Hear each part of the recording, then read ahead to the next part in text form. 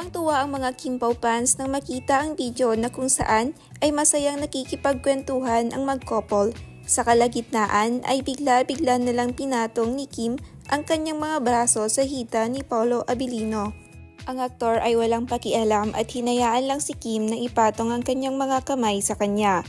Kuro-kuro naman ng iba na baka nakalimutan lang ni Kim na nasa labas sila. Baka ganito na nga talaga ang ginagawa nila pag sila-sila lang. Si Kim at Paolo ay sweet pa rin kahit walang taping, kaya hindi naman maaalis sa mga fans ang pagtudahan sila sa kanilang ginagawa. Sabi nga ng ibang fans ay parehas naman silang single, kaya hindi malabong magka-developan sila sa isa't isa. Araw-araw silang nagsushoot sa kanilang bagong teleserye. Dagdag pa na matagal nang may gusto ang aktor kay Kim.